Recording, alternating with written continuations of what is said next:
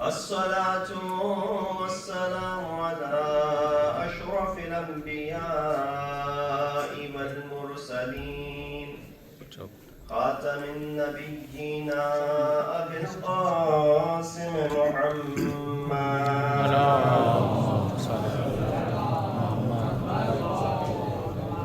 وأهل بيته الطيبين الطاهرين المعصومين الذين ذهب الله عنهم الرجس وطهرهم تطهيرا. कब कर ले कर सकते आपको टिश्यू चाहिए. أما بعد فقد قال الله تبارك وتعالى وقوله الحق وهو أصدق القائلين.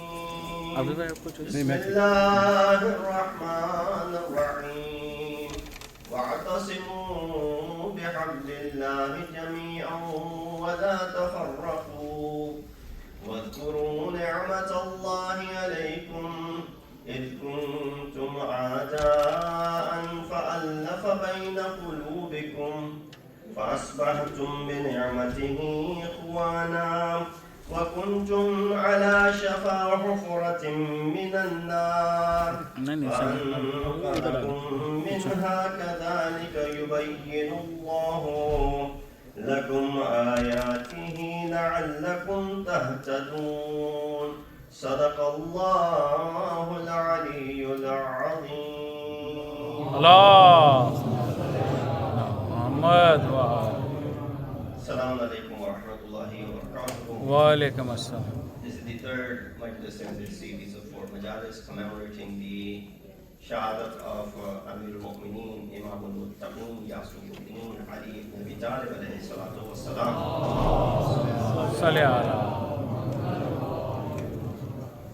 And I'll be reciting the same verse, number 103 from Surah Al-Imran, for these 3 nights under the topic of unity in tumultuous times.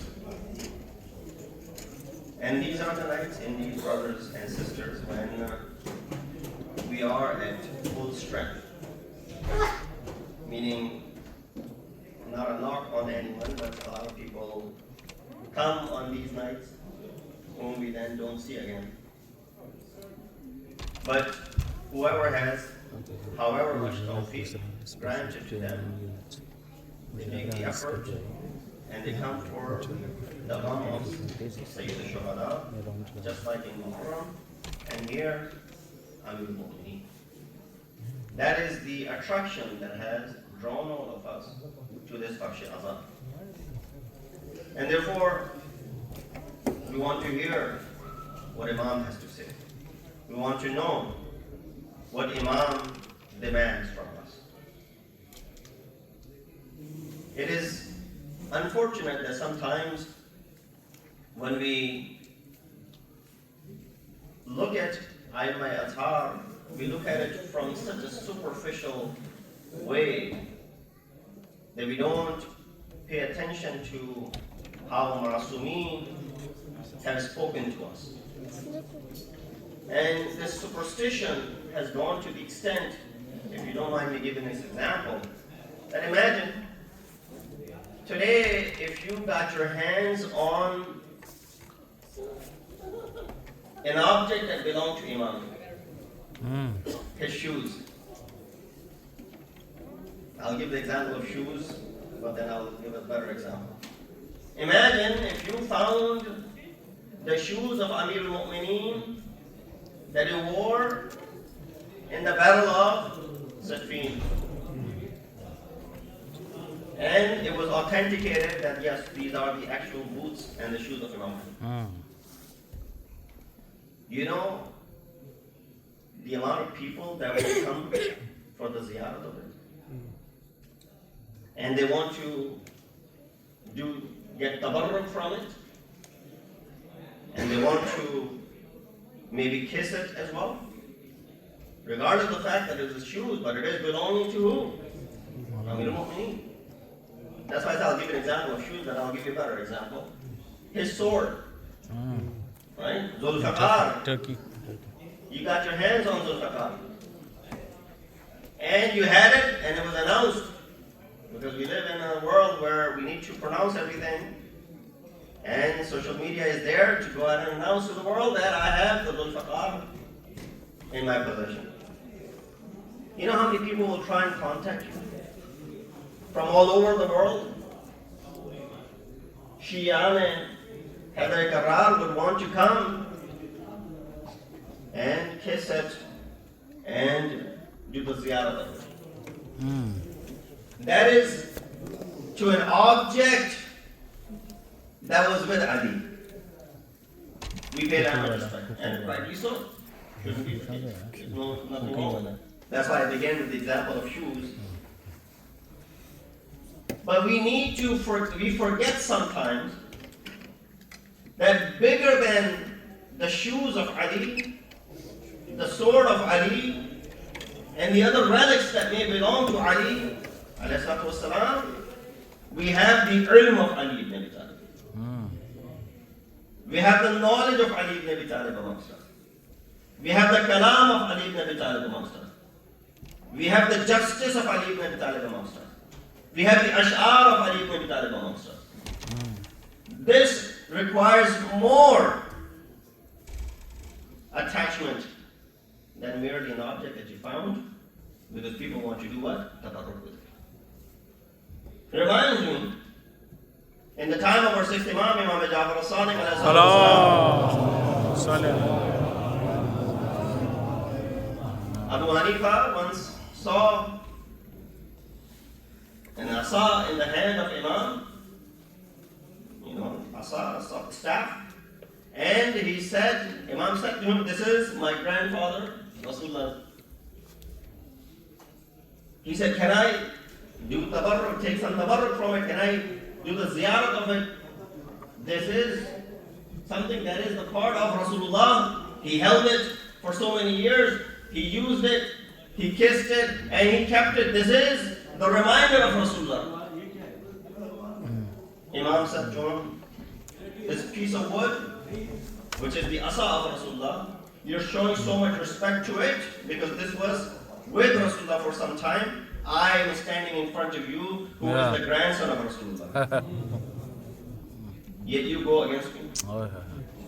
Yet you dispute in what I have to say. And you make your own fiqh based on that." So as I said, tonight is one of those nights when we get this opportunity, when we have the masses. We have majority of you in front of us. And therefore, it's time to give a few messages. Albeit boring, but a few messages nonetheless. Because I don't know if I'll have you in front of me, aside from those who are here on a regular basis. But this is once a year opportunity. And especially my kalam is to my youngsters. To my elders, kalam will come inshallah in the later part of this speech, when we will speak about some of the fadail of Amir al-Mu'minin. In a sense, past 2 decades, or a little bit more than 2 decades, since 9/11, there's been such a shift, and efforts have been made to portray our religion as a dangerous religion. Something which is hated, especially in this part of the world. Western societies themselves have a lot of problems. They're still dealing with many issues they have had for the past few centuries, including slavery, colonialism, all the oppression, racial oppression that existed, the civil wars, and of course, the world wars. The youth are encouraged to question Islam, to question why Muslims are being targeted in the systematic way today, why this fear-mongering propaganda that has been waged against this young generation. The elder generation has made their living and they're settled and whatnot. Now you are facing this, racial profiling and all these things. So you wonder as to why all of this is happening to us. They should investigate the motives behind this anti-Islam propaganda and ask what interests are served by misrepresenting Islam, especially to the Western society. What are the motives? Is it something which is being done randomly? Or there is something far superior and a motive behind it? Instead of relying on the media narratives, our youth are encouraged to understand the religion of Islam through its core sources such as Quran, the Sirat of Rasulullah, and the household of Rasulullah, the Ahl-e-Bait alayhimu salatu wassalam. Allah Salli ala Muhammad. Because only through these sources you will be able to gain access to that Islam which is the most authentic Islam. Other areas through which if you try to enter, you might not find that authenticity, and you will find sometimes dead ends. Our madhab is the only madhab which does not have any dead ends. I raised a question regarding Tawheed the other day, but in the madahib, with all due respect, in the other madahib that exist, there's a concept of وَعَلَى الْأَرْشِ إِسْتَوَى. Allah is sitting on the arsh, on the throne. And their scholars say that belief in it is wajib. Believing in it is wajib. كَيْفِيَتُهُ مَجْهُولٌ. How is Allah sitting, which means unknown? We need to believe in it, that's wajib upon you. How he is situated on the throne, it is unknown to us. وَالسُّؤَالُ عَنْهُ بِدْعَةٌ.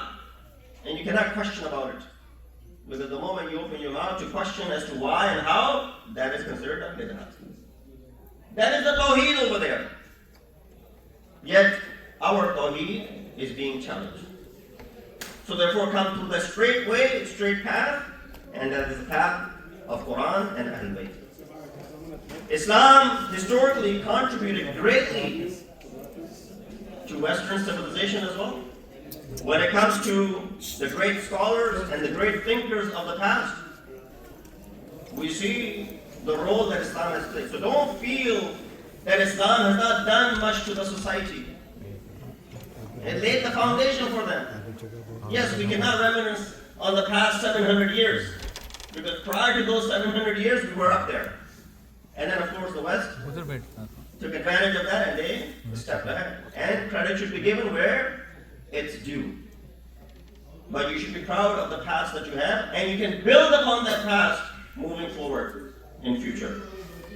You should not allow fear, prejudice, and misinformation to shape your judgment about Islam. If I can just ask all of you to please get up and move forward as people are walking in, and with a loud noise of Allah. Allah. One more loud noise.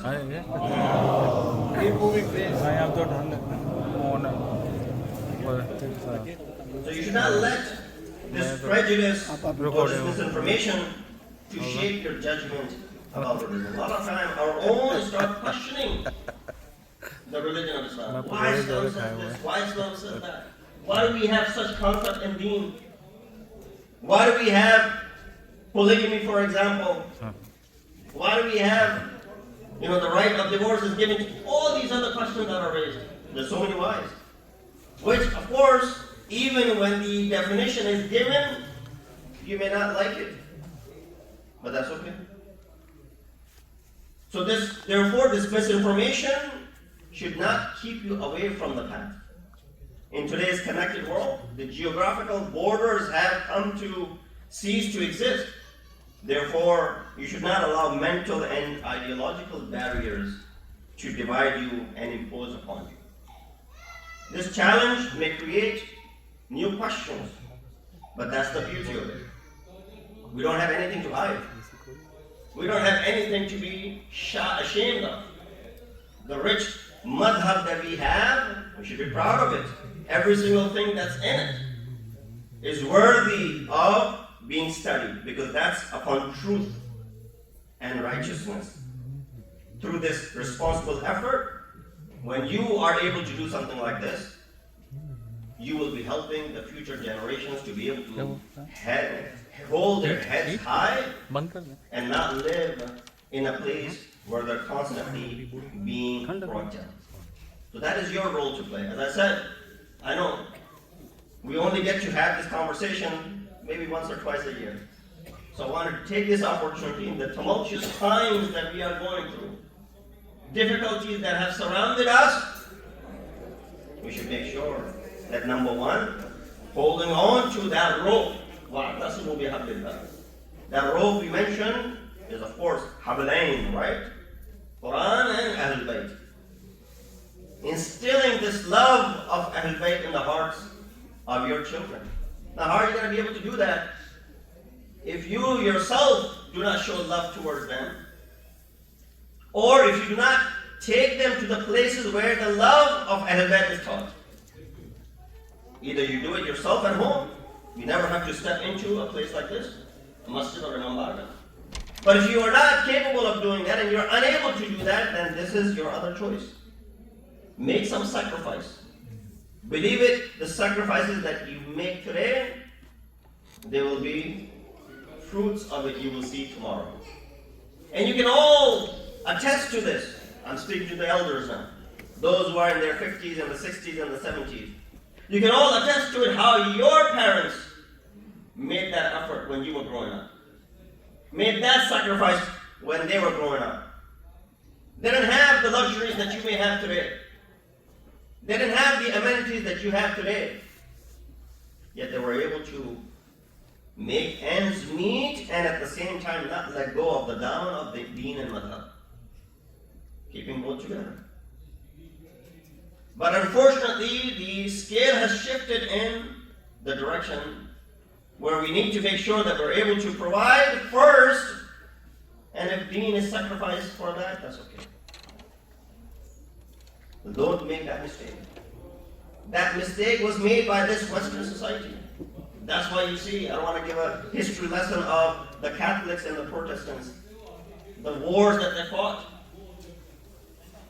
because they were far away from religion. And next to that, their deen also did not counter or stand in line with the production, with the new generation coming in, and with the technological advancement coming in. They actually feared, the church feared that we would be replaced. And so the fatwas came against using this as haram, using that as haram. This is not allowed, this is not allowed. You know, for the longest time, medicine was not something which was allowed to be practiced. But on the contrary, Islam encourages all of that. There's so much in it, but we need to explore it first. Sallu ala Muhammad wa ala Muhammad.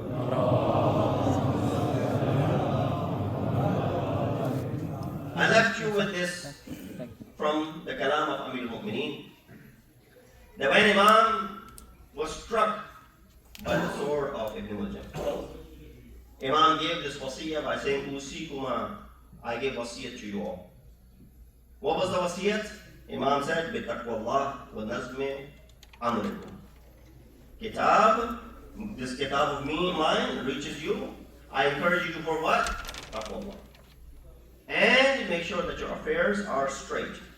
وَالصَّلَاحِ ذَاتِ بَيْنِكُمْ.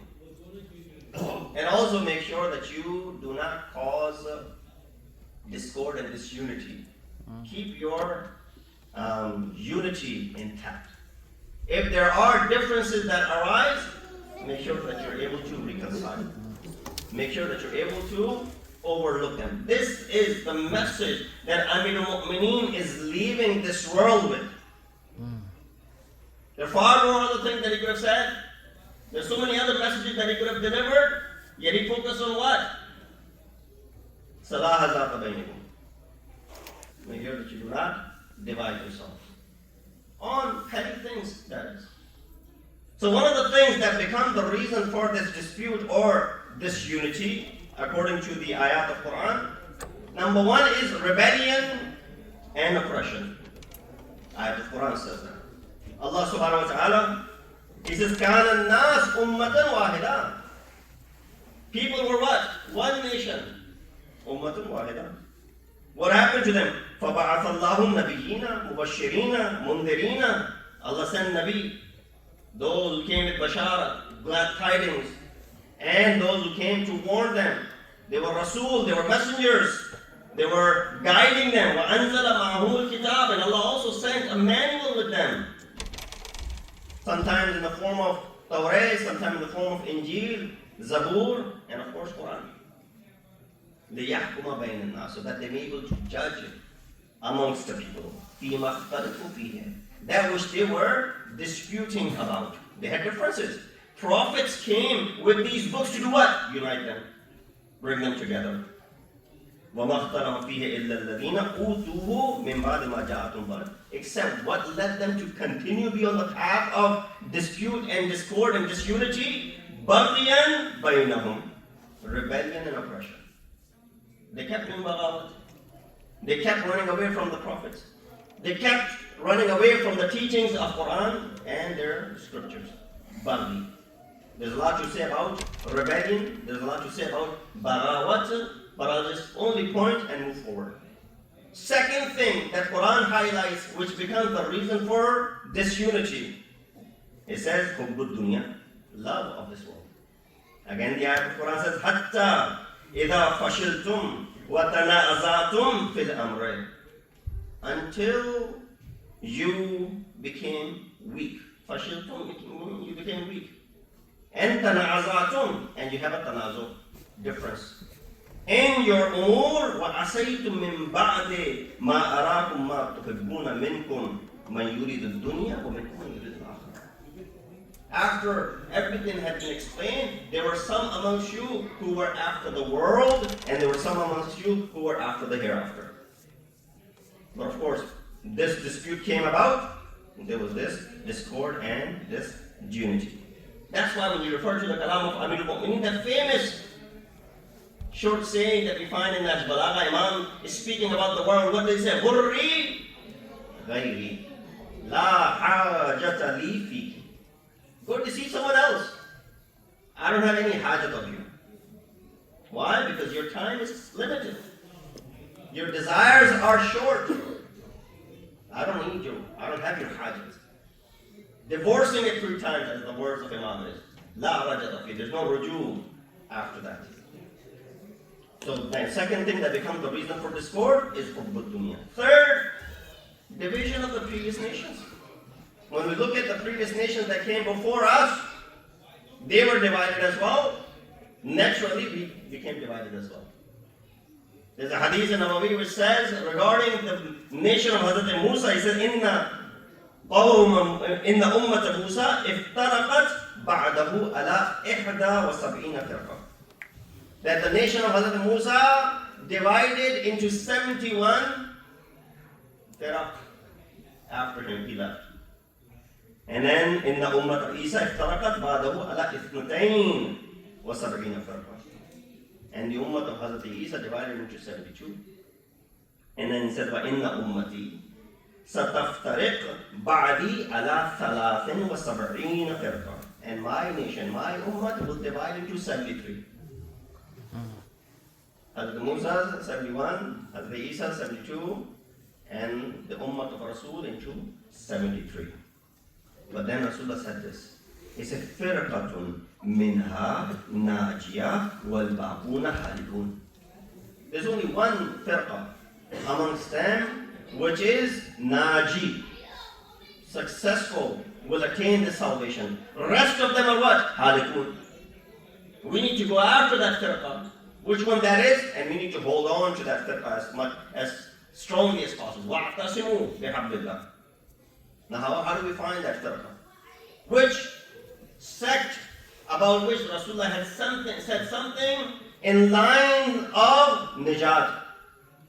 The only one firqa about which Rasulullah had said, when he said regarding مَثَلُ أَهْلِ بَيْتِ كَمَثَلِ سَفِينَةِ نُوحٍ.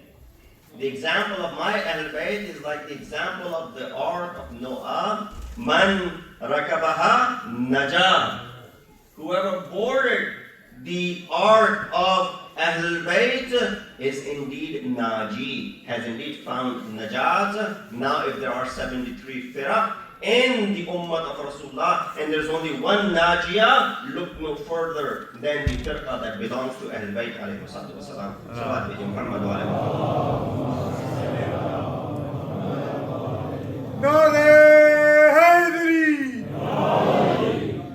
And this is not to say, well, that's it, guaranteed, right? We don't have to worry about anything else. We are Firqa Najiyah, mashallah.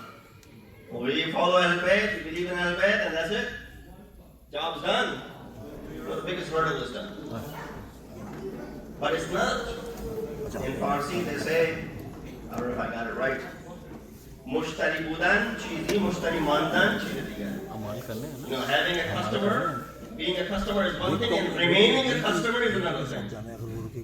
You know, you get a lot of customers on a daily basis, but how many are loyal to you, to come back to you all the time, regardless of the prices? They come back to you. Right? He said, this is where you continue to make this dua, wal-aqibatul khair. That Allah, that our aqibat is upon khair. We belong to this, madhab, this maktab, which is najiyah. We make sure that we do not get deviated. So remember the first discussion that I had. All the propaganda that has happened, which is driving our younger generation away. And not much is being given from the mimbar either for them to be attracted to it. Once again, without any disrespect, some of the things that we talk about might not be very sweet, and you may not like some of the things that are being said. Now, with my beard getting grayer and grayer every day, I think I can say a few things to especially those whose beards are still black. Although you may be coloring it and might be older than me, but nonetheless, buzurgi ba aql asna basar, right? It's not with your age that you become buzurg, it's with your aql and intellect. But unfortunately, one of the things that turns off our youth is what they receive from here, is what they get from here. They are very, straightforward. They are not going to mince their words in saying that, yes, it was good, but this and that. I'll come down from the member, you'll say, mashallah, right? And it'll make me feel good too. Inshallah, I'm not doubting you're saying it with all honesty. But our kids, they're not going to say that. If they liked it, they'll come up and say it. And if they didn't like it, or if they didn't understand the maqsad and the purpose behind it, they'll just be disoriented. They just don't want to be part of it anymore. So in order to keep them to coming back and remain attractive, they got to be given something from this member which keeps them close. Times have changed a bit. I know we cannot just go in one direction and leave the past. A lot of times my elders say to me the same as well. Someone called me the other day, Molana, are you doing majlis in Urdu? I said, no. He said, Molana, do something for us. What is going to happen to us? There's not a center in New Jersey where there's majlis going on in Urdu. I said, no, there are a couple there. But unfortunately, while we cannot completely forget that part, that is also important. Having the majlis haza in Urdu is important. We need to be able to cater to that elder generation as well, no doubt. But isn't this little bit of a compromise that you can make, that by having it in a language where our youth can understand, you are willing to go along with it? Especially if you get a little bit of fadail of Masumin alayhi salatu. Allah. Speaking of that fadail, Rasulullah said regarding Ali, he said, Ya Ali, law anna abdan abada Allah mithla ma qama Nuhun fi qawmihi.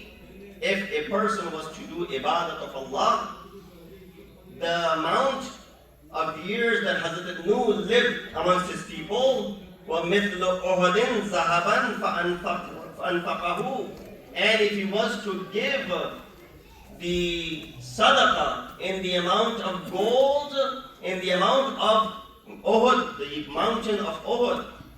Meaning what? If the mountain of Uhud was all made of gold and a person owned it and gave that as a sadaqah, fi sabilillah, wa mudda fi umrihi hatta hajja alfa hajjatin, and his life was so long, at least 1,000 years, so he could perform 1,000 hajj in them. ثم قتل بين الصفا والمروة, and if he was to attain shahadat between the two mountains of Safa and Marwa, ثم لم يوالك يا علي, but still does not believe in your wilayat, لم يشم رائحة الجنة ولم يدخلها, will not smell the fragrance of Jannat, let alone entering that Jannat. Salawat bi Muhammad wa ala Muhammad.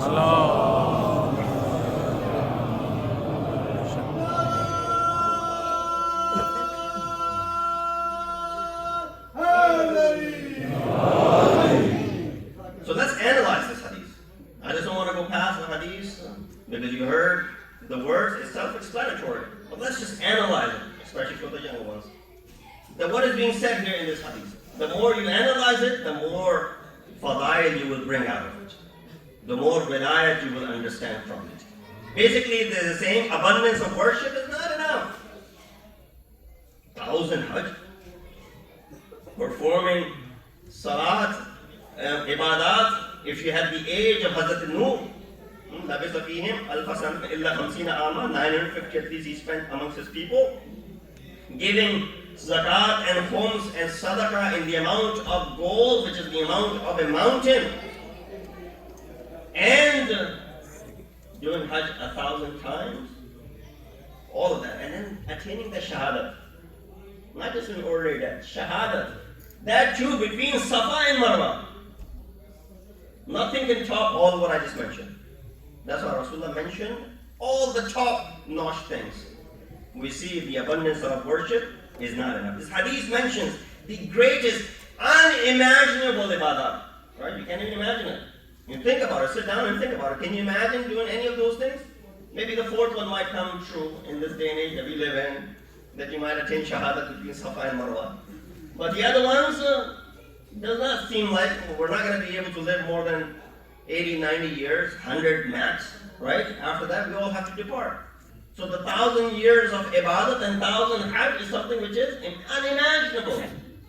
Therefore, worshipping like Prophet Nuh, possessing gold enough of the Mount Uhud, living long enough to perform 1,000 hajj, shahadat between Safa and Marwa. You know, the Molana people have hard time doing one hajj. You're talking about thousands? I know so many people, they are mukhayyar, they are mustaqi, but they have delayed hajj. We just didn't find time. We became mustaqi, alhamdulillah, we've been mustaqi. When you talk to them and say, why haven't you done hajj? Are you not capable? You don't have istata'at, because hajj requires istata'at, right? Financial and physical. For financial, alhamdulillah, we have. We've been financially capable for the past 20 years, alhamdulillah. Alhamdulillah, then why didn't you go? Just haven't been able to find time from work or this or that. You know the amount, the missing of this ibadat. Sometimes we get, when people start comparing ibadat with other ibadat, we lose the proper understanding of each ibadat. The importance of hajj mentioned by Rasulullah. When a person came to me and said, oh Rasulullah, hajj was wajib upon me last year or this year, but I couldn't go. What can I do to compensate for missing that hajj? Rasulullah pointed toward Abu Qubais, the mountain of Abu Qubais. He said, if that was converted into pure gold and you gave that as a sadaqah, it still will not compensate. Meaning what? There's no way of compensating. That which Rasulullah gave an example, again, unimaginable, undoable. And that's the work of this hajj. Yet, there's so much neglect toward. Now, of course, the Saudis have made it a bit difficult, so that's another story. But when it was possible, and inshallah when it will become possible. So what do we learn from this hadith? We learn that wilayah is the soul of all the ibadah. Wilayat is the nafs and the soul and the spirit of ibadah. Just like a body without the soul has no value, your salat and saum without the wilayat of Ali has no value. That's why Masoom has said what? Bunya al-Islam ala khamsin. Islam's bunyad and the foundation is on 5 things. And lastly he said, وَلَمْ يُنَادِ بِشَيْءٍ كَمَا نُودِيَ بِوِلَايَةٍ. And nothing is more important than the wilayat of Ahl-e-Bait alayhi salatu wassalam.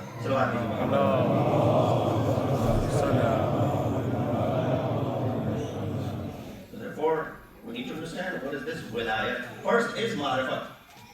Second is, of course, having the love. And third thing is, of course, ittiba. Without ittiba, without following, this is kham khayal, and there's no reality to it. Because the wilayat of Amir Mu'mineen is the continuation of the wilayat of Rasulullah.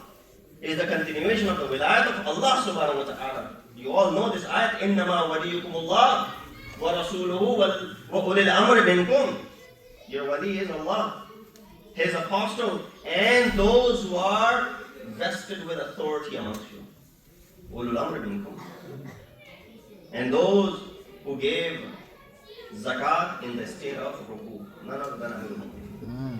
So we understand this wilayat is not just primarily being mentioned because we love Ali ibn Abi Talib. No. This is the essence of your ibadah. Without it, ibadat is just an exercise. You might have deprived yourself of food and drink in the entire month of Ramadan without having the belief in the wilayat of Ali. This was good for you, maybe losing weight. Although some might argue they haven't lost any weight. But that's all there is. You might have prayed for the last 60, 70 years, but it had done nothing good to you except, just standing up and sitting down. Nothing more than that. If the wilayat, unsur of wilayat and the element of wilayat is missing from it. Second hadith that I want to share with you and analyzing that hadith. Again from the kalam of Rasul Akram Hazrat Muhammad Mustafa sallallahu alayhi wa sallam, he said, لَأَنَّ الرِّيَاضَ أَقْلَامٌ وَالْبَحْرَ مِدَادٌ وَالْجِنَّ حُسَّابٌ وَالْإِنسَ كُتَّابٌ مَا أَحْصَى فَضَائِلَ عَلِيِّ بْنِ أَبِي طَالِبٍ alayhi salatu wassalam.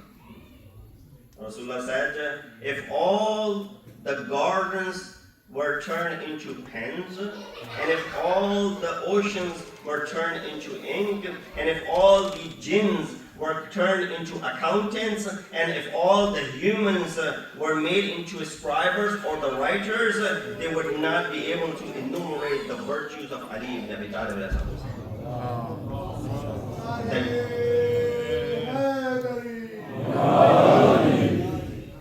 Look at it. Again, analyze this hadith. Not just read the hadith and move forward with it. Analyze it. Rasulullah over here is the language of limitlessness. Just like in the previous hadith, this also is talking about limitlessness.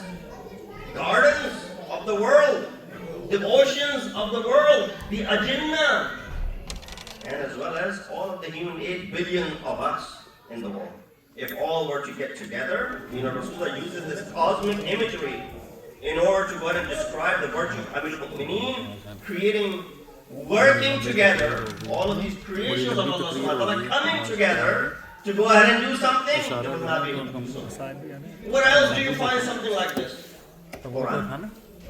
When Allah challenged the people with Quran, He said, قُلْ لَإِنِ اجْتَمَعَتِ الْإِنسُ وَالْجِنُّ أَنْ يَأْتُوا بِمِثْلِ هَذَا الْقُرْآنِ لَا يَأْتُونَ.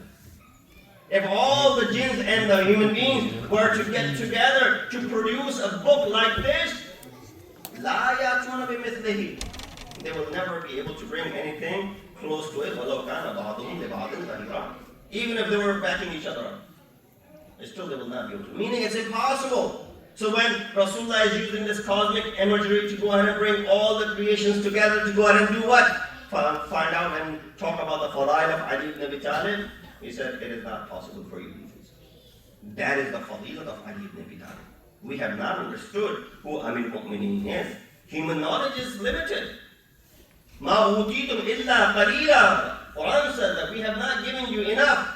We have given you very little, qaleel. And that qaleel knowledge that has been given to you, you consider yourself that you've become something. Amir al-Mu'mineen also pointed out regarding the reality of insan. that the arrogance that comes into insan, human being, that whose birth is from something which is najis fluid, whose death is also in the form of najasat, and what he does throughout in between these two times is carrying najasat in him. Your beginning is najis, your end is najis, and you're carrying najasat with you throughout your life. And then you come about, thumping on your chest and showing arrogance. Limitlessness is being mentioned over here. Human knowledge is limited. Wilayat does not get into the concept and the proper understanding of this. Wilayat is not possible. In every generation. This is something which is generational. These ahadith have existed for the past 14 centuries. These aren't new ahadith. These coming from the oldest of the scholars. Every generation discovers new virtues of Ali ibn Abi Talib. Just like every generation understands Quran differently. Right? I've said this in the past. Sorry, I'm repeating myself. That Quran needs to be transmitted every 50 years. Every 50 years. Because as we humanly progress, our progression, when we apply that to Quran, 50 years later, we come out with something new. One example of it, Surah Zilzal. فَمَنْ يَعْمَلْ مِثْقَالَ ذَرَّةٍ خَيْرًا يَرَهُ وَمَنْ يَعْمَلْ مِثْقَالَ ذَرَّةٍ شَرًّا يَرَهُ. Allah is talking about showing something to you. That atom worth of good will be shown to you on a big, large screen TV. Atom worth of evil will be shown to you on a big screen TV. 300 years ago, when Mullah Faiz Kashani was doing the tafsir of this ayat, he had no idea there would be TV screens in the future. He had no idea there's the ability to record, camcorders, DVRs, surveillance cameras, footage, YouTube, none of these things. He doesn't know there's screens will be created one day, people will be able to watch things, record things. But he went ahead and translated it anyway. He did the tafsir of it without proper understanding of it. Now, if someone reads this ayat, they can easily understand it. Guess what? There's still many areas of this Quran to be, if they're untouched and having been opened, we'll understand it maybe 50 years from now. The same way this Quran requires understanding every 50 years, every new generation that comes reads about these fadail of Amirul Mu'mineen. The new discoveries come about from the fadilat of Ahl-e-Bait alayhi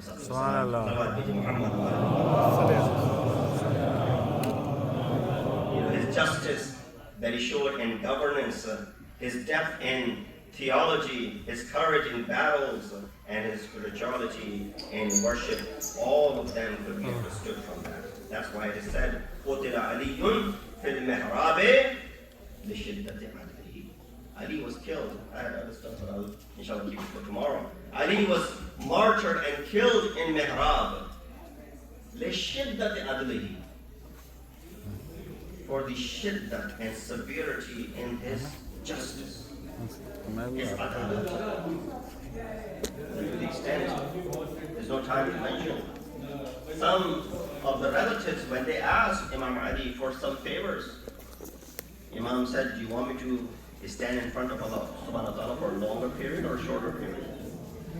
He said, what do you mean? He said, if I give this to you as a favor, then I'll have to stand in front of Allah subhanahu wa ta'ala for a long time to justify what I just did.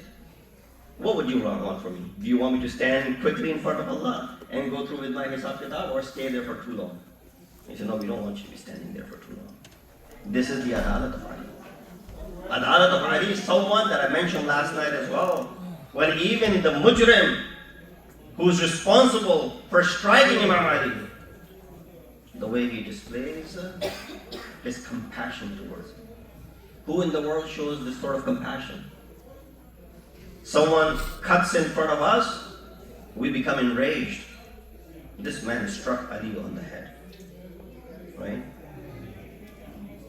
The janaza will come out. The taboot will be taken out. Tonight is the night when the janaza of Amirul Mu'mineen was taken out. Tonight is the night when Zainab and Kulthum are going to become yatim. Tonight is the night when Hasanain will become yatim as well. Amir al-Mu'mineen was struck. He was brought home. If it was anyone else, as the Tabib said, they would not have survived. It's only the willpower of Ali that he's able to withstand this blow for 48 hours. The Tabib was able to close the wound, but of course with the limited resources that he has. And as we said last night, he said to Imam, "Oh Imam, start making your wasaya." We'll talk about the wasaya tomorrow inshallah. Start making your will, because you're not going to last for too long. Imam also knows, because he had this knowledge from the past. Rasulullah had already informed him that how he will leave and depart this world. Oh Ali, the Ashqal Nas was the one who killed Naqe Saleh. Ashqal Awwaleen was responsible for Naqe Saleh. Wa Ashqal Akhareen will be responsible for killing you. Ajrukum Allah. This is where Amir al-Mu'mineen gathers his family. I'll read the words of the wasiyat of Imam. Allah, Allah fil yatama, or fil yatim. By God, do not be ignorant of those who are orphans amongst you. Allah, Allah fil Quran. By God, do not be neglectful about Quran. Imam goes through every single. Imam gathers his family. All the children of Ali are under the same roof. And then Imam starts to give wasaya. Zainab comes close to Imam Ali and she says, "Baba, there was something that Ayman had said to you." He said, "Yes, she did." "What was it? I want to hear from your tongue." Ali started giving the hand of everyone in the hand of Imam Hassan. He said, "After me, Hassan is your Imam. After me, make sure that you obey him. After me, make sure you listen to him. He's the eldest of the house. He's the Imam of the Ummah after me." After these wasaya were given, Imam Ali then brings Zainab and Kulthum close. Zainab says, "I had asked about Ayman. My father started to kiss on my neck and on my shoulders. I said, 'Oh Baba, I have never seen you kiss me on my shoulders and on my neck.' Imam said, 'Oh Zainab, there will come a day when there will be shackles and there will be ropes around your neck and on your arms.'" Zainab said, "This came as a surprise to me, because Hussein is there, Abbas is there. I said to myself, if someone has a brother like Abul Fadl Abbas, Qamar ibn Hashim, then how dare can anyone get close to putting something on my neck or shackles around my body? It is something unfathomable. I cannot comprehend something like this." But comes the day of Ashur, when Zainab sees the tents are burning, she said, "Laqad saddaqa Amirul Mu'mineen." Indeed, Ali was right when he was saying that yes, the day will come. Ajrukum Allah. May Allah give you no grief, no sorrow except the grief and sorrow of Ahl-e-Bait. Tonight is the night, which is the night when there's a Quran being revealed, but also a night when Quran is Samit is being revealed, and Quran is Nazik is ascending to the heavens. Therefore we see Amir al-Mu'mineen, when he was done with all the wasaya, he sees there's a woman, there's a lady who's standing on far corner. Her name is al-Baneen. She comes forward with her hands joined together and she says, "Oh Mola, is there something that my son did to you? Is there something that you did not like from Abbas, that you had not made any wasiyat to him?" Imam Ali says, "No, al-Baneen. Amir, I have not forgotten Abbas. He then calls Abbas towards him. Oh my son, come close. And then he calls Hussein as well. And he gives the hand of Hussein in the hand of Abbas. And he reminds him something. Oh Abbas, know this. You are my son. Hussein is the son of Rasulullah. As long as you're alive, make sure nothing happens to Hussein. Again, it's a prophecy that in 20 years you will come in handy. You will be the one responsible for all of this, and you'll need to protect Hussein.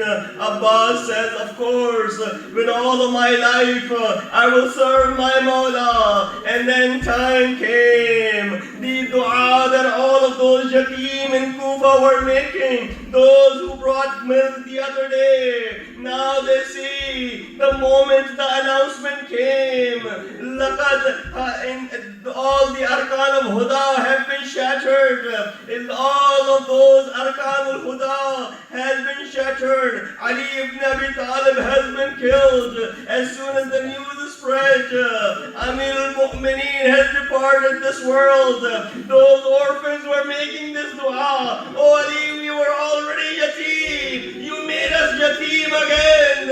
Imam has said to Hussein that make sure that you pick up my janaza from the backside. Just the tabut will come. You'll do the ziyarat. But we will see that 4 people are holding it. But the janaza of Ali was only held by Hussein. They say go to this place called Arra. You will find a qabr over there. It will say Hada qabr Ali ibn Abi Talib. Just bury me there and everything will be taken care of. Hussein, pick up the janaza of Ali. They take him to that maqam. I say, Mola, oh Mola, your children were there to carry your janaza. La yawmaka yawmaka ya Aba Abdullah, but come to Karbala. Ya Ali, Mola. Ya Ali, Mola. Ya Ali, Mola. Ya Ali, जनाज़ा है अली का शाह खैबर गिर का ये जनाज़ा है अली का ये जनाज़ा है अली का शाह खैबर गिर का ये जनाज़ा है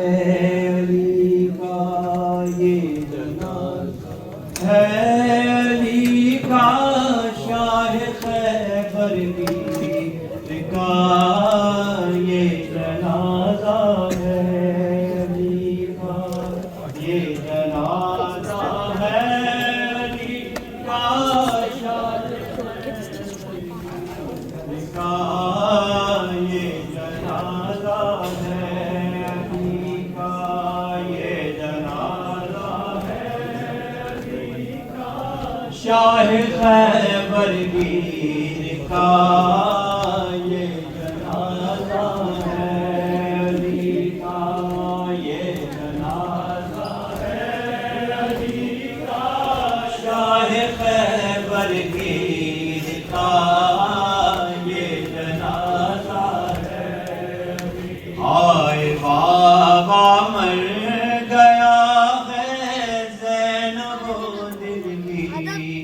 का ये जनाज़ा है अली का जनाज़ा है अली का शाह खैबर गिर का ये जनाज़ा है अली का हाय बाबा मर गया है शबरो शबीर का ये जनाज़ा है अली का ये जनाज़ा है अली का शाह खैबर गिर का ये जनाज़ा है अली का हाय बाबा मर गया है शबरो शबीर का ये जनाज़ा है अली का